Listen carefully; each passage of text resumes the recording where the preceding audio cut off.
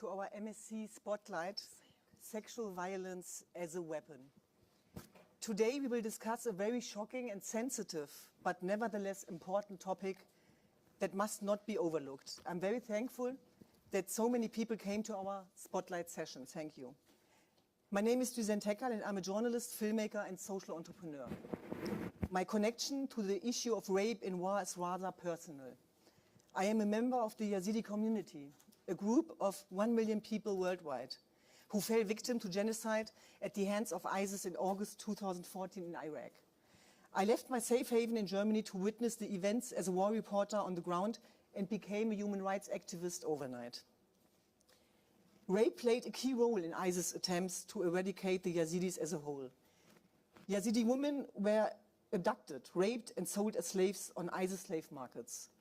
When the genocide happened, not many people were ready to listen. I myself had to found out an organization at the ashes of genocide, Hava Help, in order to advocate for the Yazidis. To this day, more than 2,700 Yazidi women are still missing. Most of them in ISIS captivity. The impunity on the genocide still persists until today. Despite our societies moving forward towards more gender equality, the horror of rape as a weapon of war, unfortunately, still persists worldwide. We have seen it happen in places like Bosnia-Herzegovina, Rwanda, Nigeria, in Ukraine, and most recently in the south of Israel. Today, we are here to discuss the challenges of tackling this grave war crime and crimes against humanity and what needs to be done to end rape as a weapon. It's my honor to present to you our distinguished guests on this panel. Israel's First Lady, Michal Herzog. It's a very special honor for me to welcome you to our panel. Mrs. Herzog is also an experienced lawyer with a record of high-profile cases. Welcome, Mrs. President. Thank you very much. Thank you.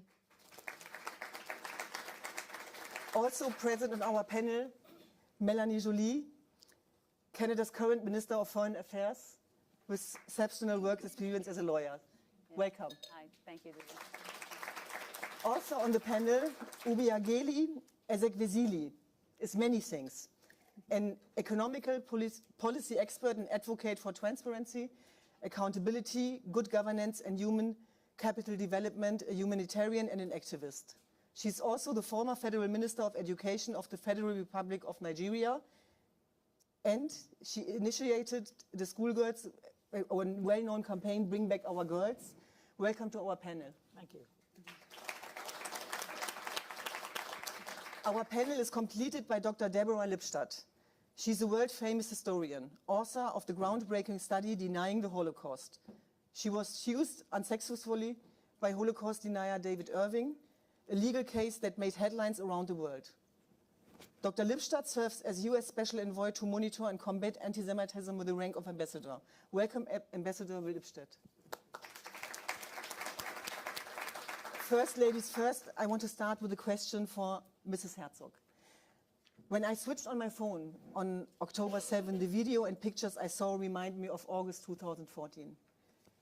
When Daesh invaded Shingal, the home region of the Yazidis in Iraq. Men on pigs, trucks with guns and knives, bringing death and destruction to innocent people.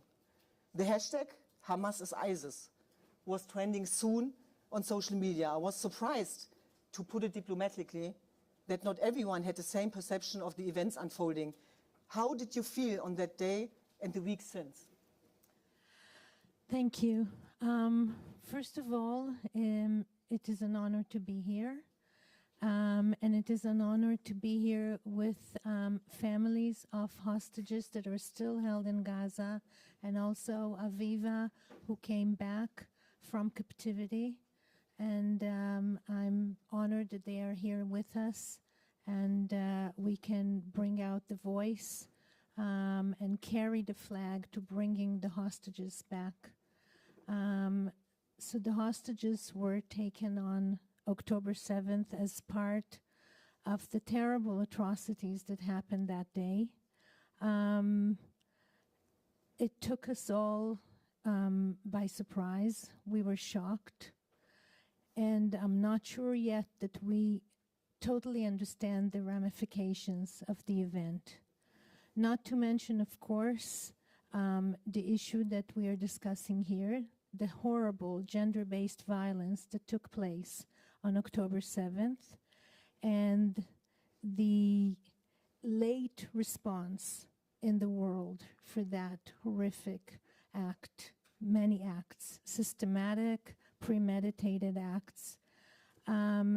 Personally, it took me a few days to realize and then understand that the terrible, terrible events and the terrible attacks on women especially, but not only, sexual violence, were atrocious, were something that we have not seen in our part of the country and our part of the world. And so I understand where you're coming from, and I think what happened was that we all understand that sexual violence as a tool of war is unacceptable, totally unacceptable. Unfortunately, as we're speaking now, there are many places in the world where violent conflicts are taking place and sexual violence is also taking place, and we're not aware of them. We're not aware of them. When we are aware in such a case as in October 7th, and we see such late response in the world, and the acknowledgement takes a long time, and the condemnation of the terrible acts takes a long time, it is actually reinforcement of the, I would almost say, systematic unawareness of the sexual violence that takes place around the world. And so when we speak about it, we don't speak only for Israeli women, we speak for women around the world. In this turbulent world, unfortunately, we're bound to have more conflicts.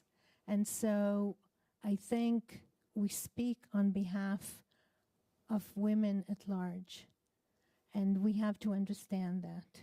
Unfortunately, terror also struck us today in Israel. There was a very serious attack on civilians, on innocent civilians. 2 people were killed. And so we face terror, but not in the numbers that we saw on October 7th. And we're still fighting for recognition.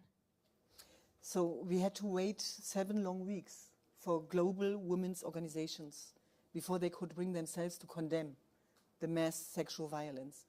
Israeli women and Jews worldwide came forward with the slogan, "Me too, unless you are a Jew." What was it like for you and also for women in Israel to be confronted with this deafening silence? So let me tell you and correct you a bit. It took 8 weeks, not even 7. It took 8 weeks for UN Women to put a phrase together in condemnation of the atrocities of Hamas against women. And I'm very proud of Israeli women and Jewish women around the world, Israeli women from all walks of life in Israel, from all the diverse communities in Israel, and Jewish women around the world and friends around the world who did not give up. We have a very strong civil society, and jurists and leaders of NGOs in Israel just raised the flag relentlessly, kept on going, even when, as you say, there was deafening silence in the world from human rights organizations and from organizations that were set up for this purpose of defending and protecting women's rights. And so I'm very proud of the forceful work and relentless work of Israeli women in that field. I'm proud of the hostage families that keep on saying that. I'm proud of hostages that came back and are carrying the torch for their friends, as right now they're still there and we don't know what kind of sexual violence they're undergoing at this time.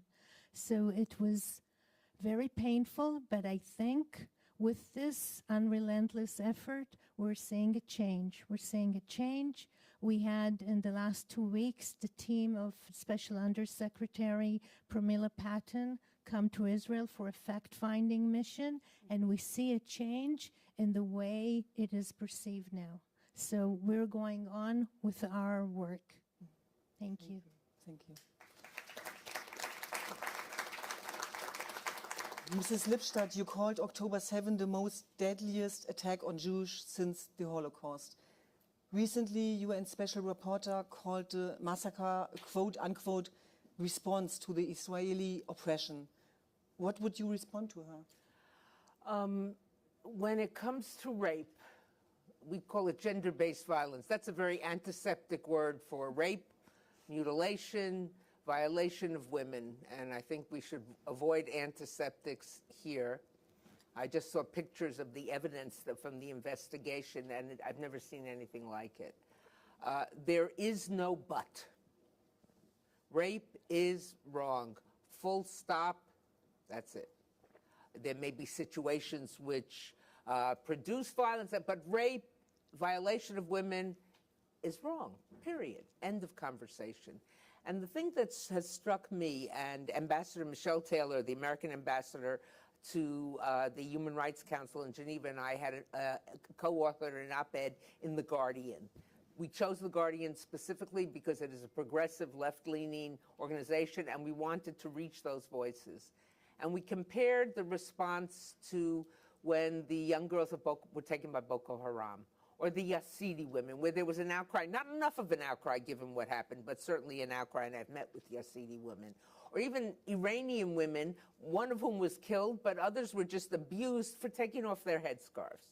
The world spoke out, the women's group spoke out, they didn't ask for evidence and let me see and show me the rapes, et cetera, et cetera. So Ambassador Taylor and I stepped back and looked at these situations quite closely and said, well, how is this violence different from all other violence, to paraphrase the Jewish traditional way of asking some questions. And the only difference we could find was that these were perceived to be Jewish women. They weren't all Jewish women. There were Druze, there were Muslim, there were non-Israelis who were workers there, but they were perceived to be Jewish women. So if that was the case, then it's a case of anti-Semitism. But I would just close with this. Silence in the face of this kind of violence is wrong for anyone. You know, you can't say I'm a bystander. You're either with, if you shut up, you're with the perpetrators. You know, if you don't speak out, you're supporting the perpetrators. That would be wrong. But for the feminist groups, the human rights groups, and feminist groups, some of which I have been a member of in the past, to keep silence in the face, to wait 8 weeks to speak out, that's hypocrisy. It's pure and simple hypocrisy, and it raises questions about their mission. Or is their mission the selective mission only for certain groups and not for others, which of course would be a violation of all the things they claim to stand for. You are known for your historical research on Holocaust denial. Do you see similarities when it comes to the denial of October 7? And if yes, what would you describe as the underlying root causes of this denial? I see some similarities, but I see great differences. Holocaust denial took 2 decades to gain any traction whatsoever. This took 2 minutes, I don't know, 2 days, 3 days, 4 days for it to gain traction. I don't surprise easily, given that I've spent all these years studying prejudice, studying anti-Semitism, studying the Shoah, the Holocaust. But I was amazed by the degree to which the denial took place. And the denial almost with glee, the tearing down of the posters, it's not true, show me the evidence, show me the rapes. So in that sense, there was a difference here but in terms of denial, when we see denial, whether it's in Rwanda, those who would deny that the Rwanda of the Tutsis, and they say it was just a civil war, Armenian genocide denial, Holocaust denial, it's inconvenient history. Or inconvenient events. If the event is inconvenient and causes me to have to rethink my loyalties or my support for a certain group, I can try to justify it. There's no justification here, so I deny it. Similarly with the Holocaust, you can't justify murders and the murder of 6 million men, women, and children, so you deny it. Inconvenient history, we deny. Mrs. Ezek-Vesili, we were talking about the forgotten victims. Oftentimes, those who were targeted with rape as a weapon are quickly forgotten because attention shifts to other crises. Even October 7 is fading in the perception of the general public because of the war in Gaza, of which we all hope will come to an end soon. My impression is that the Chibok girls are the epitome of forgotten victims. Can you tell us a bit more about your remarkable international campaign, Bring Back Our Girls, and also what happened in April 2014? Yeah, first to acknowledge the family of the hostages. It's never a good feeling because I do, just looking at you, I remember the parents, and Nigerian men don't easily cry. But I was constantly every day having to hold bullish-looking Nigerian men who were in tears because their girls went to school and went missing. I had to hold mothers who blamed themselves for sending their girls to school. It was not a good feeling. In our own particular circumstance, the government wanted to behave like nothing happened. So it was actually a campaign at our government saying, how can you possibly not see that if these folks succeeded in taking away schoolgirls without any consequence, basically acting in absolute impunity, that it would send a signal to everyone that such behavior is acceptable, and that it would mean that we are basically subordinating our civilization to this kind of savagery. And so it was not acceptable to people like me.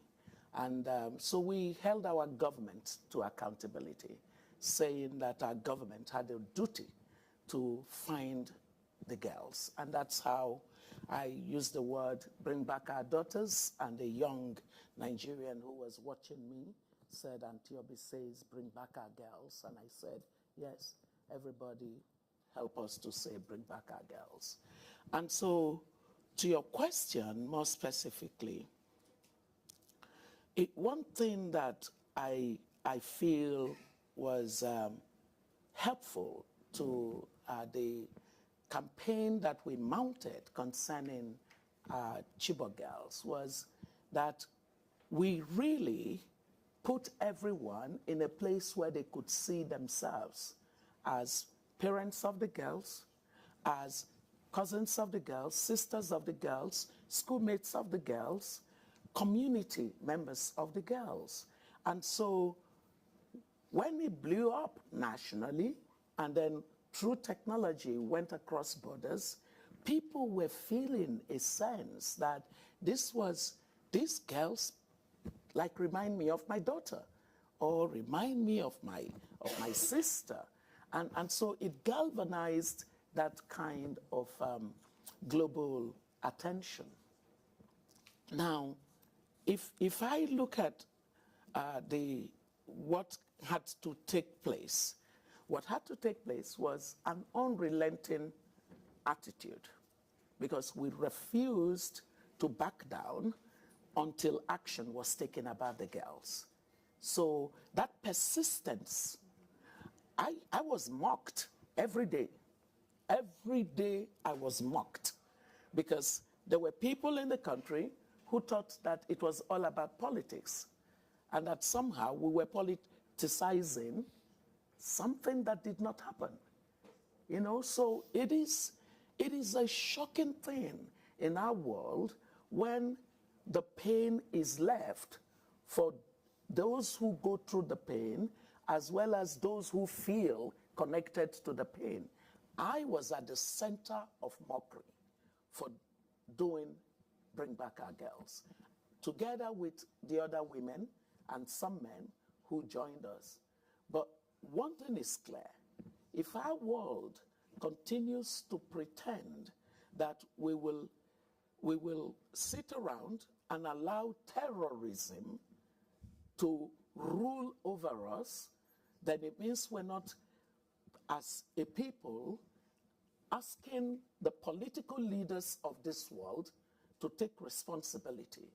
You cannot be a political leader in our world today and be comfortable with a world where terrorism is reigning over all of us. It shouldn't be. Thank you. To this day, 25,000 Nigerians are missing, among them 14,000 children. 96 girls from Chibok are still missing and believed to be still in captivity of Boko Haram. What is the government doing to address the issue of missing persons? So one of the first things we had to do was to say to the government, Chibok girls represent a symbol of the withdrawal of rights of many people in the country that we were not even aware at that time was going on. Because, you know, the south, in the east, I think the northeast region of my country had fallen into the hands of insurgents. That's what they were called initially. We underestimated what we were up against. So they were called insurgents, but when in fact they were terrorists, you know, and so that region had fallen into their hands. The government, for political reasons again, was not ready to be as public about what was going on. And so a lot of people, frankly, just carried on with their lives, not knowing that the region was in such state. It was when the first abduction that came to my notice as a former Minister of Education was the killing and abduction of children from a school, one of the special secondary schools that the federal government is responsible for, because federal government does not act in secondary level education, but some special schools were carved out following the Nigerian Civil War as a model of how you build inclusion. So I was aware of that school. It was one of the weakest amongst those schools. So I paid particular attention to that school when I was Minister of Education. And so to read in the papers that children were abducted and were killed in their school, and my country was going to go on with 100-year celebration of the amalgamation of the north and south of Nigeria, I thought it was absurd. So I went after the government and said, you can't do this centenary when this happened in this school. And the government, carried on with this. They insulted me duly and carried on with their celebration. And for a week, I kept talking about those boys. And then after that, I said, why am I sounding like I'm the only one that this matters to? So I stopped talking.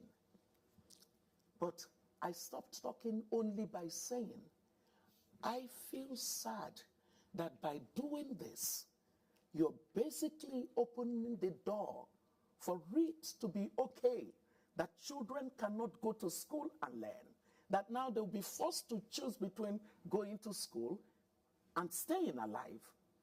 And less than 6 weeks after, it was shocking. Chibok girls happened.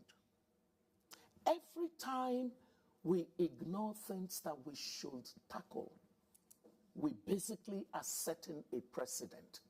And there would be bad people within society that would read that signal and act in the way that we saw. So the government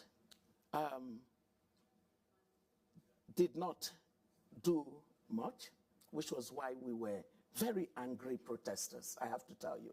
We did not keep it at the level of the hashtags. Every day of my life for 6 years, I went out to the public square with fellow women to sit out concerning the girls. We didn't want their memory to be lost. Eventually, there was a change of government, and the new government said, part of its campaign was that it was going to get the girls out and end the Boko Haram, menace. But guess what? As soon as they got into office, they forgot. We refused to let them forget. And so we became adversaries of two governments consecutively. I have to tell you that after that campaign, I had to traumatically decompress because it was too much. And so when the whole world sort of got interested on the matter of rescuing Chibok girls, they couldn't do much. The government system of the country of which the girls are citizens needed to take most of the responsibility. So it's important to realize that whereas we have all of these global systems and global institutions, when the rubber meets the road, we see how ineffectual they can be. And so we do need to begin to say to ourselves that rape, sexual violence against women, that these are all issues that institutions created in 1945, which now have their sell-by dates, cannot really help much with. So there are things that are emerging in our world that now require for us to really sit around the table and design new systems of globally governing some of these issues. So we have rules of the game on some of these matters, because we cannot allow our humanity to constantly be traumatized without there being any consequence.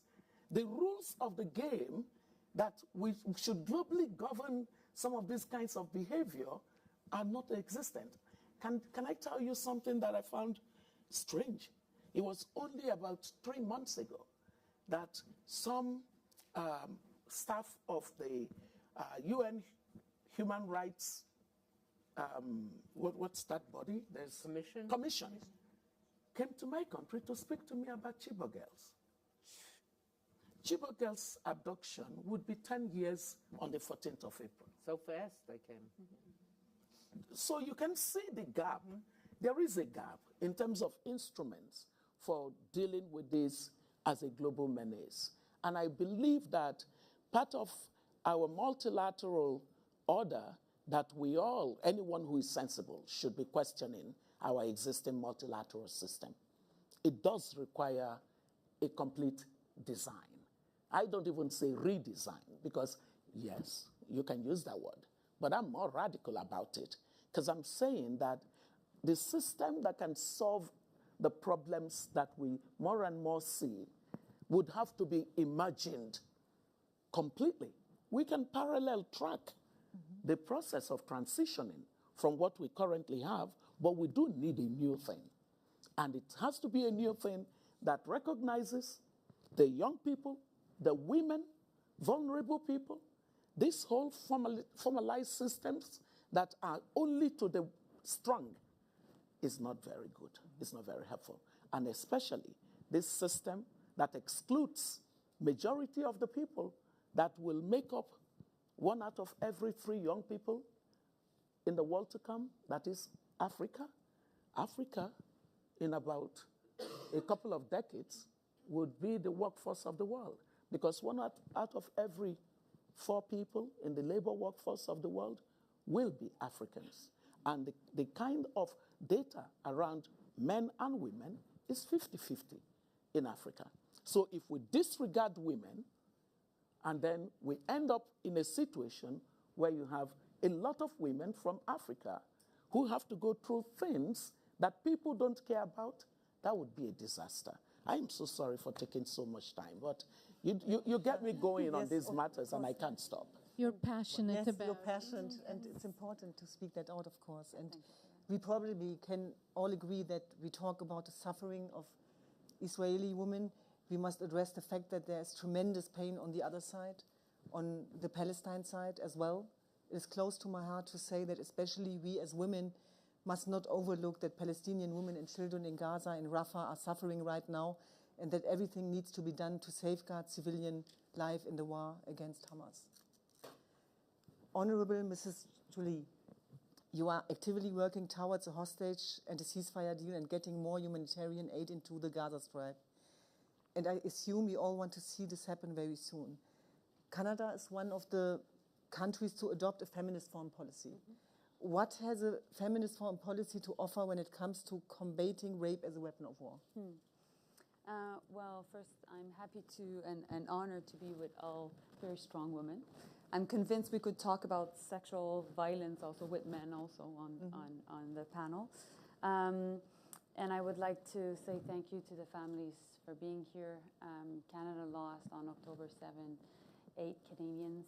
I've had very difficult conversations that I'll remember all my life with the families of the victims.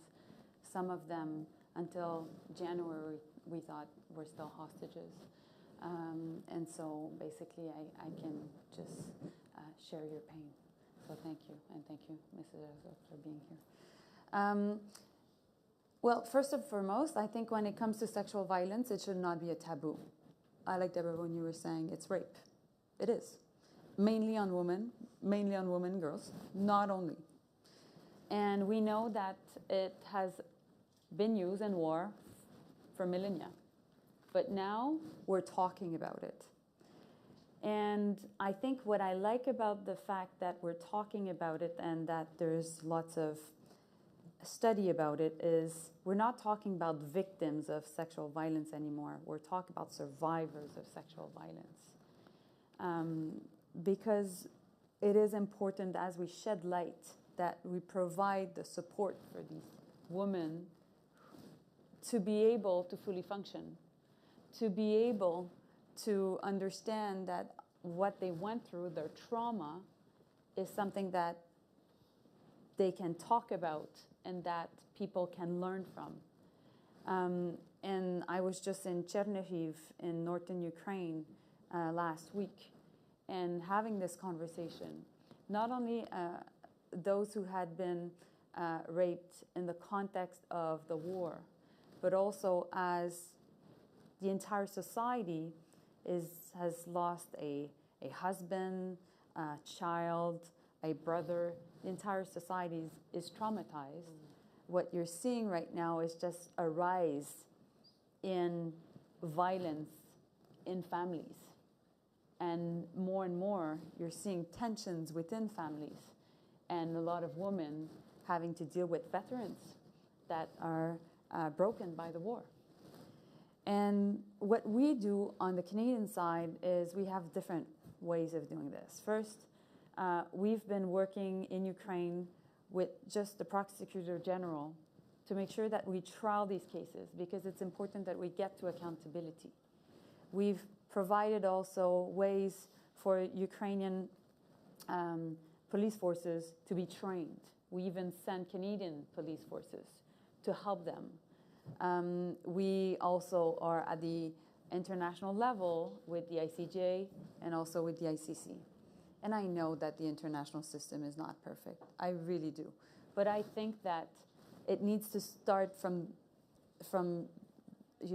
in French I would say le terrain, from the field, from the beginning at the national level, the local level. And we have to bring some of these cases to the international level. I think it's really important. And at the same time, we can, as a country, use sanctions. So when it comes to Haiti, for example, well, we know that there's a real issue with young girls not being able to go to school because of the fear of rape, where we came up with very strong sanctions, including against former prime ministers of Haiti, to shed light again on the problem that is within the country. And of course, we're working with the multinational force, with Kenya, with the US, to make sure that we address the problem. And in every conflict, we know that there is sexual-based violence, and that there's rape. And we need to make sure that people know about it. Indeed, it was too long to how can I say, talk about what happened at the music festival, what happened on October 7th. But let me tell you, Canada will never be shy of talking about this, about being extremely critical, but also of finding ways to help the survivors, because I think that's also key. On February 6th, Canada imposed individual sanctions against Hamas and Islamic Jihad leaders Yeah. for their involvement in the October 7 massacre. There's a measure against 11 persons. Do you see room for more sanctions in the future? Yes, well, Hamas is already a terrorist entity according to our criminal code. That's the case, as is ISIS and the Taliban. We also sanction individuals. So we've done so with Hamas leaders, as we have done with many Russian leaders, Belarusian leaders, Haiti also leaders, and we'll continue to do so. And we're also looking at the issue on another term, it's not the same, but which is also important, of extremist settlers in the West Bank. Thank you. I'd like to thank you, the panel, for the insights and valuable contributions. But you want to add something? Yeah, Yes. may I just add something? So you were talking, and rightly so, about the survivors and the treatment that we should all offer them. But I think there is a very fine line we're walking here between the honor and respect we have to give the survivors and the time we have to offer them, that they should come out when they're ready to do so. Unfortunately, in the case of October 7th, there aren't many survivors because most of the victims were murdered and their bodies mutilated. Yeah. And but I think we have to understand that sometimes there's an internal tension between the individual's rights and the societal rights, I would say, of standing up for and speaking about the atrocities and what happened and the rape cases. But I think we as women understand also that we have to give the survivors their time and take their time as they see fit for themselves. Yeah, when I talk, Mrs. Herzog, about coming out, and I don't mean publicly, I mean seeking help. Being able to say, I'm not guilty of anything. I should not feel that I'm ashamed, and there is psychological help, and I'm there, and it's worth it. So it's more that. We saw it in Bucha, in Irpin. Indeed, many women were killed, others survived, and I understand that October 7th, the vast majority were killed. And I think also, and we haven't talked about this, but the images on internet are a huge problem. And we need to make sure that we hold also the digital platforms accountable for this, because that's also a way for the families of the victims, or the victim itself, depending, to relive the issue and therefore be going through another trauma. And of course, it still is a taboo. For example, that was not the first genocide against our community, but it was the first time that the world noticed what happened, and that was the braveness of our ISIS survivors. They call themselves survivors, and they break the taboo, and they talked about what happened to them. People like Nadia Murad, many more. And that was the big difference. And this is so important what you said, because it's about the way who is speaking out and who not. And of course, in times of digitalization, of the way how terrorism and jihadism is working with digitalization, this is very dangerous. And I think the women are very powerful in that case. Yes. And we're coming up in Canada with a new bill, a new legislation on online hate that will address this issue, that you should not basically accept in the digital world what you would never accept in the physical world. And so I hope that this, and it's about protection of children against sexual also violence, but it is about this entire issue. And so once it's passed the House of Commons, I can definitely make sure that your different jurisdictions can have basically a model to inspire. themselves from. Thank you. I know we have a lot of experts sitting here in the auditorium, and we would also like to hear your perspectives. So the floor is now open. And due to our limited time frame, I kindly ask you quickly to introduce yourself and to formulate your question, please.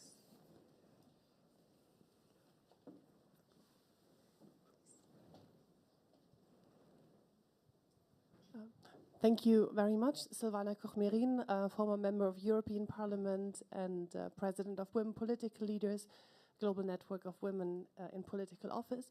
I just wanted to build on what you said, Minister, in terms that it's good that we talk about this. I think we should go further than that, because it is now clear that these are crimes. Rape is a crime, as you said, and rape and sexual violence is recognized as a war crime. However, it's applied in so many places. We talk about it, but we don't really bring the perpetrators and to the punishment that they should get, and we do not document those crimes significantly and correctly. So this morning, Munich Security Conference and Women Political Leaders issued together a call to action to say we need to go beyond talking about it. We need to take that action, no matter where this happens, where the crime and rape happens. So I really would like us all here to go beyond talking about it, but really push for the perpetrators being punished and use the legal tools that we have now. Can I add to that? Of course. So I completely agree. The problem we've seen is when a country is at war, for example, I give you the example of Ukraine. The Prosecutor General has 60,000 cases to deal with of sexual violence.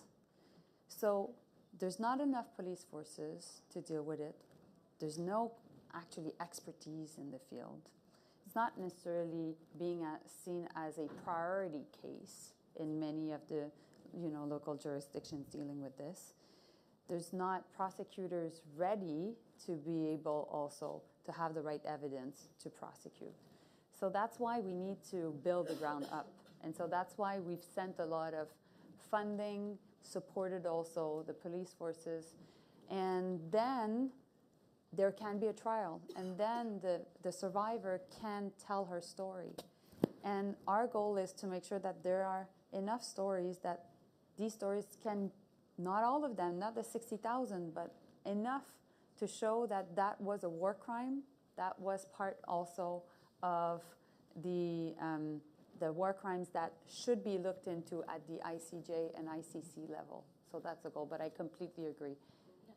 So- May I also add, I'm not an expert in international law, but I think that it's time that sexual violence be a category of its own and not within, in certain cases, part of crimes, war crimes. They should receive their own weight and significance. I absolutely agree with that. We do need to have that happen, and happen quickly, because we've had series of evidence. We have sufficient body of works to make that happen. I wanted to also raise the fact that all of this we can see it as part of the whole conversation around political representation of women. The truth is that nothing is top on the agenda that concerns women until women are right at the table, where priorities are being determined. Of course, for sure. So it does behoove us to really push more concerning political participation of women, political representation by women, because the more that we can get women as political leaders in parliament, in countries, as presidents, as prime ministers, the better for all of us, because nothing about us can be dealt with perfectly without us. Here. Yeah. So you'll run again? Yes. Obviously, come on. I'll run your campaign. Maybe when you do, I will follow you. Do we have more questions, please? you've actually preempted my question. I was going to ask Dr. Obi if she's going to run for president again. How I wish I was Nigerian so I could vote for you. Well, you know, I was in Addis Ababa because I was convening a meeting on foundational learning. Our children are the worst in terms of learning at early grades. And a young African like yourself comes to me after the meeting and says, I want you to be the president of Africa. And I'm thinking to myself, how dare I even imagine that there is a place called Africa that one person can be president of? But I will give due consideration to the fact that I have a constituency that will vote for me anytime. Thank you very much. But my question was to piggyback on what was asked earlier. Having covered a lot of events, post-conflict societies in sub-Saharan Africa, I've been to DRC, Sierra Leone, and most recently Liberia. And I wanted to ask you, Dr. Obi, should these instruments that you're talking about extend to post-conflict societies? Because you see rapists who have not met justice, who are perpetuating this culture within their now post-conflict societies. Indeed. And, if, you know, not just post-conflict societies, societies that haven't even had any war. Mm-hmm. There is a war going on against women through rape. That's exactly your point. And we just really have to come to the place where we say, as a global community, that it is not acceptable, whether women or boys. Once there is any form of sexual assault, any kind of sexual activity without consent, or sexual activity with children, it should be abominable in our sight.